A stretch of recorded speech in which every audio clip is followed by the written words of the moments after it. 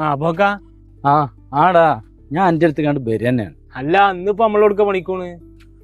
അതന്നെ ഞാൻ പറഞ്ഞത്. ഞാൻ ഇന്നും ഉണ്ടാവില്ലടാ. അതെന്തിയേ കുട്ടിക്ക് സുഖമായിട്ടില്ലേ? ഇല്ലടാ, ഇന്ന് സുബൈൻ്റെ ദിവസം കൂടെ കൊണ്ടുപോയിക്കാണ്ട് സൂചി അടിച്ച് കൊടുന്നാണ്.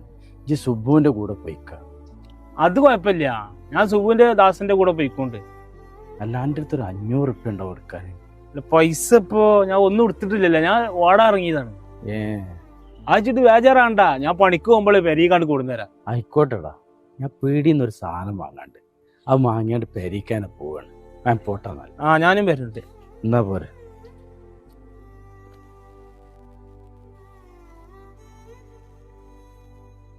പടച്ചോനെ, ഷെഫീക്ക് കട തുറക്കണുള്ളൂല്ല. എങ്ങനെ ഇപ്പൊ ഈ രാവിലെ തന്നെ ഞാനോട് കടം ചോദിച്ചാ?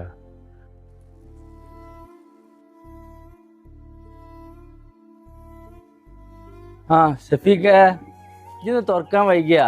അപ്പൊക്ക ഇന്ന് കുറച്ച് വൈകി, നല്ല തണുപ്പല്ലേ ഇപ്പളേ, എണീക്കാൻ വൈകി. നിങ്ങൾ എവിടുക്കാ പോണേ? അല്ല, ഞാൻ വെറുതെ ഇങ്ങോട്ട് ഇറങ്ങിയത് തന്നെയാണ്. ആയിക്കോട്ടെ.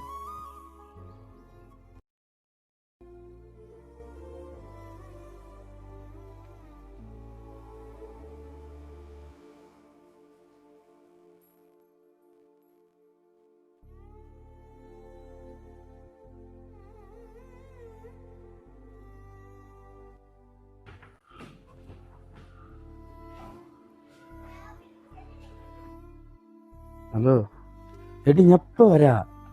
ഇജ്ജ് കുട്ടിക്ക് കുറച്ച് ചാനലും കൊടുത്തണ്ട, മരുന്നാണ് കൊടുത്തോളൂ.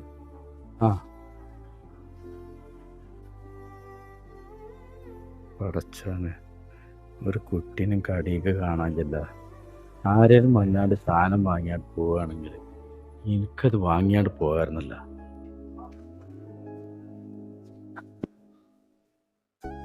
അപ്പൊക്ക നിങ്ങൾ എന്താ നോക്കണേ?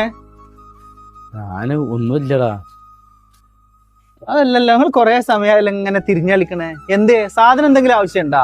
അതടാ, പിന്നെ കുട്ടിക്ക് കുറച്ച് ദിവസമായിട്ട് പനിയാണ്.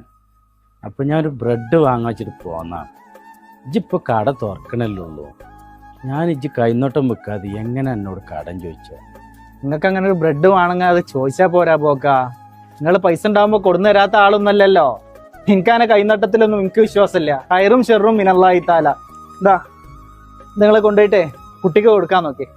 എല്ലാം ദൈവത്തിൽ നിന്നാണെന്ന് വിശ്വസിക്കുന്ന ഒരാളെ സംബന്ധിച്ചിടത്തോളം ഇവിടെ കൈനട്ടത്തിനൊന്നും പ്രശസ്തിയില്ല.